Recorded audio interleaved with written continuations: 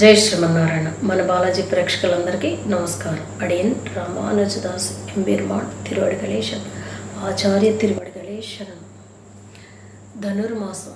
మనకి ధనుర్మాసంలో ప్రతిరోజు సాయంత్రం మాటలు మనం ఏం చెయ్యాలి, అలాగే ఈ 30 రోజులు మనం ఎలా ఉండాలి అన్నది మీకు నేను ఇంకొక వీడియోలో నేను చెప్తాను. కానీ సాయంత్రం మాటలు మనం ఏం చెయ్యాలి, ఎలా చేసుకోవాలి అన్నది, ఏమి ఆరాధించాలి, ఏ రకంగా ఆరాధించాలి అన్నది మీకు నేను చెప్తాను. అయితే నేను చెప్పేది రెమెడీసే కాదండి. రెమెడీస్ అనేది పురాణాల్లోంచి వీటిల్లోంచి, అలాగే నేను జాతకాలు న్యూమరాలజీ ద్వారా, ఆస్ట్రాలజీ ద్వారా చూస్తాను కాబట్టి దానికి అవగాహన చేసుకుని ఈ పౌర్ణములు, అమావాస్యలు, ఫస్ట్ తారీఖులు, కలర్స్ గురించి చెప్పడం అనేది మీ అందరికీ తెలిసిన విషయమే. అయితే కొత్త వాళ్ళకి నేను చెప్తున్నాను ఏంటంటే, జాతకం అనేది మనకి భగవంతుడు ఎప్పుడో రాసేసి మనల్ని కిందకి పంపిస్తారు. అలాగే దాంట్లో అంటే నక్షత్రాన్ని, లగ్నాన్ని మనం ఎలా మార్చలేమో, అలాగే డేట్ ఆఫ్ బర్త్, నెల, సంవత్సరం వీటిలన్నిటితోటి గనక చూసుకున్నట్టయితే అందులో ఉన్న ఇబ్బందుల నుంచి మనం బయటపడి చక్కటి అదృష్టాన్ని తెచ్చుకోగలుగుతాము. అలాగే అదృష్టవంతులం అయితే ఇంకా అదృష్టాన్ని మనం సొంతం చేసుకోవచ్చు. అలాగే మన జాతక రీత్యా మనం ఏ దిశ కలిగిన ఇంట్లో ఉంటే చక్కటి అదృష్టవంతులం అవుతాం అన్నది కూడా డేట్ ఆఫ్ బర్త్ని బట్టి నేను చెప్పడం అనేది ఉంటుంది. అలాగే ప్రతి ఒక్కరికి కూడా ఫోన్ నెంబర్, ఎవరికైనా సరే ఫోన్ నెంబర్ కూడా ఆకర్షణీయంగా ఉండాలి. అప్పుడే మనం ఒక రకంగా చెప్పాలంటే మనకు వచ్చే ఫోన్లు ప్రశాంతంగా ఉండేలా చేస్తాయి. లేదంటే కొంతమంది చూడండి, ఫోన్ మాట్లాడుతుంటే విపరీతమైన టెన్షన్ తోటి ఇబ్బంది పడుతూ ఉంటారు. ఇలాంటివి జాతకాన్ని చూసుకుని, డేట్ ఆఫ్ బర్త్ని పరిశీలించుకుని వాళ్ళకి ఇవ్వడం అనేది ఉంటుంది. అలాగా నేను ప్రతిదీ కూడా చూసి నేను చెప్పడం చేస్తాను కాబట్టి వస్తున్నాను. మీకు ఎవరికైనా ఇలాంటి ప్రాబ్లమ్స్ ఉంటే కనుక ఒక్కసారి సంప్రదించండి. అలాగే ఏలూరు అనుకుంటే కనుక ఈ చుట్టుపక్కల వాళ్ళు ఎవరైనా సరే ఏలూరులో నన్ను కలవచ్చు. అలాగే ఫోన్ అపాయింట్మెంట్లు రాలేని వాళ్ళు, ఇతర కంట్రీస్ వాళ్ళందరికీ కూడా ఫోన్ అపాయింట్మెంట్ల ద్వారా నేను మీకు అందుబాటులో ఉంటాను.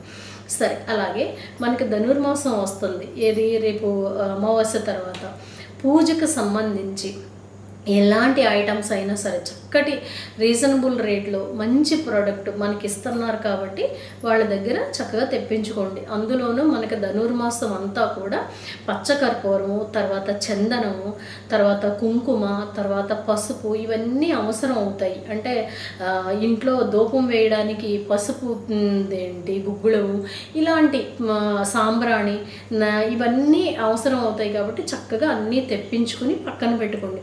ఒక్క ధనుర్మాసం చేసినట్టయితే, మా గురువు గారు చెప్పిన మాట, ఒక్క ధనుర్మాసం కనుక మనం చేసినట్టయితే చక్కటి అదృష్టాన్ని జీవితాంతం పొందొచ్చు అనేసి చెప్పారు. నిజంగా అది నిజమండి, సత్యం, చాలామందికి తెలుసు.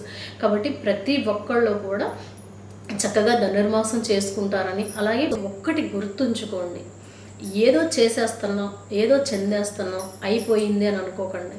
మీరు ఎన్ని ప్రసాదాలు పెట్టినా, ఎన్ని మంత్రాలు చదివినా, మీ మనసు అనే పుష్పాన్ని గనక భగవంతుడి దగ్గర పెట్టనంతసేపు మీరు ఎన్ని చేసినా మీకు ఫలితం అనేది రాదు. అదొకటి గుర్తుంచుకోండి. ఏం చెయ్యాలి మనం ధనుర్మాసంలో? ఉదయం ఇలా చేసుకుంటున్నాం కదా, సాయంత్రం మట్లు మనం ఏం చేయాలంటే కంపల్సరిగా సాధ్యమైనంత మట్టికి ధనుర్మాసంలో ఎక్కడికి వెళ్ళే పనులు పెట్టుకోకుండా సాయంత్రం మాటలు చక్కగా స్నానం చేసి మళ్ళీ దీపం అది వెలిగించుకుని ప్రతి ఒక్కళ్ళు కూడా గోవింద నామస్మరణ కానీ లేదా విష్ణు సహస్రనామం పారాయణం కానీ మీరు చేసుకుంటూ తులసి కవచాన్ని, తులసమ్మ దగ్గర గనక ఆ కవచాన్ని గనక పారాయణం చేసిన, లేదంటే మీరు ఇంట్లో కూర్చొని తులసమ్మ దగ్గర పారాయణం చేసిన, లేదంటే ఈ నెల రోజుల పాటు ఒక చిన్న తులసి మొక్కని ఒక కుండీలో వేసుకుని చక్కగా నీట్గా అలంకరించుకొని అదేం చేస్తారంటే మీ దేవుడు మందిరంలో పెట్టుకుని చక్కగా అక్కడే కూర్చుని మనస్ఫూర్తిగా తులసి కవచాన్ని, అలాగే గోవిందనామాలు కానీ, విష్ణు సహస్రనామం కానీ, తర్వాత కనకదార స్తోత్రం కానీ మీరు పారాయణం చేసి చూడండి. మీ జీవితంలో ఎక్కడెక్కడ ఏ మూలల్లో, అంటే మనం అంటండి వెనకటి జన్మల్లో ఏ జన్మల్లోనో తీసుకుని వచ్చాం కదా, అబ్బే నాకు తెలియదండి, నేను ఈ జన్మే అనుకుంటున్నాను, నేను కుక్కగా పుట్టానో లేకపోతే ఇంకో జంతువుగా పుట్టానో నాకు తెలియదు అని మనం అన్నంత మాత్రాన అది అవ్వదండి. ఇది ఎందుకని అంటే చూడండి కొన్ని కొన్ని కల్పాలు మారిపోతున్నాయి. మనం ఇప్పుడు కలియుగంలో ఉన్న ద్వాపర యుగం దాటేమో అనేసి అనుకుంటున్నాం. అబ్బే ద్వాపర యుగం ఉందో లేదో మాకు తెలియదు, కృతయుగం ఉందో లేదో తెలీదు అనేసి అంటుంటారు. సరే, ఒప్పుకుంటారు. మనం చూడండి, ఇప్పుడు మనకి వచ్చేటప్పటికి డిసెంబర్ నెల వచ్చేటప్పటికి పంటలన్నీ కూడా ఇంటికి వస్తుంటాయి. అంటే ధాన్యం అంతా కూడా ఇంటికి వస్తుంటుంది. రైతు ఇప్పుడు అంటే నవంబర్ నెల నుంచి ఇంచుమించుగా మీకు డిసెంబర్ వరకు చాలా కష్టపడి అంటే ఇన్నాళ్ళు పంట 3 నెలలుగా 4 నెలలుగా వేసిన పంటని తీసుకుని ఇంటికి తెచ్చుకుంటాడు. అదే 3 నెలలు ముందు వేసిన పంట అంటే భూమిని సదును చేసుకుని అంతకు ముందు వేసిన పంట తాలూకు ఆనవాళ్ళు ఏమీ లేకుండా ఆ భూమిని శుభ్రంగా సదును చేసేసి మళ్ళీ విత్తనాలు జిమ్మి మళ్ళీ మొక్క నాటి ఆ మొక్క ద్వారా చక్కగా వచ్చిన విత్తనాలని చక్కగా ఎండబెట్టుకుని బస్తాల్లో కట్టుకుని ఇంటికి తెచ్చుకుంటాడు కదా. ఇది తెచ్చుకున్నప్పుడు ఇది నిజమే, ఈ పంట మన చేతికి వచ్చింది మనం అనుకుంటాం. కానీ అలాగే అంతకుముందు ఇంకొక పంట ఇలాగే వేసాం కదా, అలాగే ఇక్కడ ఈ పంట అయిపోయింది. మళ్ళీ మనం సదును చేసేసి భూమిని సదును చేసి చక్కగా నీరు పెట్టి మళ్ళీ విత్తనం జిమ్మి మళ్ళీ ఒక విత్తనానికి 100 విత్తనాలు పుట్టేటట్టుగా మనం ఎలాగైతే చేసుకుంటున్నామో భగవంతుడు కూడా కల్పాలు ఉన్నాయి లేవు అని మనం అనకపోయినా ఇది సత్యం. ఎందుకని అంటే ఈ పోయిన ముందు ఒక 6 నెలల ముందు వేసిన పంట తాలూకా చిహ్నమే మనకేమీ దొరకట్లేదు. ఒక సంవత్సరం ఒక పంట ఒకటి వేస్తే ఇంకొక పంట ఇంకొకటి వేస్తున్నారు. చూడండి, ధాన్యం తీసేసిన తర్వాత మినుమో పెసరో ఏదో ఒకటి జిమ్ముతారు కదా, ఇలాగనమాట. అంటే లేదు అని మనకు తెలియదు కాబట్టి మనం అది జరగలేదేమో, అది కరెక్ట్ కాదు అని అంటాం మాత్రం తప్పు. ఎందు గురించి అంటే కల్పాలు అనేవి మారినా చేసినా సరే భగవంతుడు దయ వల్ల మనం ఎక్కడో తెలిసి తెలియక చేసిన పాపాల లిస్టు రాసుకుని భగవంతుడు అంటే అంతకుముందు తీసుకున్న జన్మల నుంచి ఉన్న పాపాల లిస్టు తీసుకుని రాసుకుని మనం ఈ జన్మలో చాలా మట్టుకి కష్టాలు అంటే ఇప్పుడు అమ్మవారు మన అందు లేదనుకోండి, లక్ష్మీదేవి మన దగ్గర లేదనుకోండి, చాలా హీనంగా మనం బ్రతుకుతుంటాం.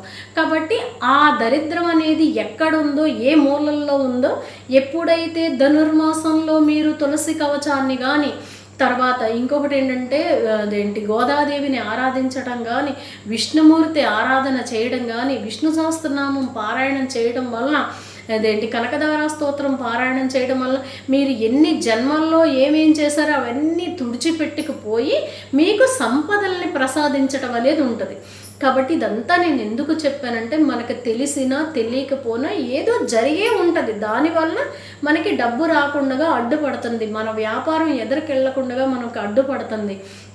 కాబట్టి ఇలా సింపుల్గా మనం చేసుకుంటాం వలన ఖచ్చితంగా ఇవన్నీ తప్పుకుంటాయి అని నమ్మండి. నమ్మితేనే భగవంతుడు మనల్ని అనుగ్రహించటం అనేది ఉంటుంది. కాబట్టి ప్రతి ఒక్కళ్ళు కూడా సాయంత్రం మాటలు చక్కగా కార్తీక మాసంలో మనం ఎలాగైతే దీపం పెట్టుకున్నామో అలాగే మార్గశీర్ష మాసంలో కూడా అంటే మార్గశీర్ష మాసం నుంచి మనకి కొన్ని రోజులు ఎదురుకెళ్ళేటప్పటికి ధనుర్మాసం వచ్చేస్తుంది. కాబట్టి ఈ ధనుర్మాసంలో కూడా మనం గనక పెట్టుకుని ఆరాధన చేసినట్టయితే మన జీవితంలో ఊహించని స్థితికి మనం వెళ్ళటం అనేది ఉంటుంది. కాబట్టి ప్రతి ఒక్కళ్ళు కూడా అంటే ఒక రకంగా చెప్పాలి అని అంటే డబ్బు లేకపోతే ఏదీ లేదండి. మనం కానీ మన పిల్లలు కానీ మన భర్త కానీ సంతోషంగా ఉండాలి అని అంటే మనం కొన్ని చేసుకోవాల్సిందే. కాబట్టి ప్రతి ఒక్కళ్ళు కూడా ధనుర్మాసంలో విష్ణు సహస్రనామం కానీ గోవింద నామాలు కానీ కంపల్సరిగా తులసి కవచాన్ని చదువుకోవలసిందే. చదువుకుని అలాగే మహాలక్ష్మి కనకదార స్తోత్రం కానీ మహాలక్ష్మి అష్టకం కానీ చదువుకుని చక్కటి అదృష్టాన్ని మీరు పొంది సంపదలతోటి ఎవరిని అడగకుండా అప్పు అనేది చెయ్యకుండా మీ అప్పులు తీర్చుకుని చక్కగా అదృష్టవంతులు అవుతారని మనస్ఫూర్తిగా వేడుకుని మరి నేను ఈ చిన్ని రెమెడీస్ మీకు నేను చెబుతున్నాను. చేసుకుని చక్కటి అదృష్టాన్ని మీరు పొందుతారని నా తాపత్రయం. జై శ్రీమన్నారాయణ.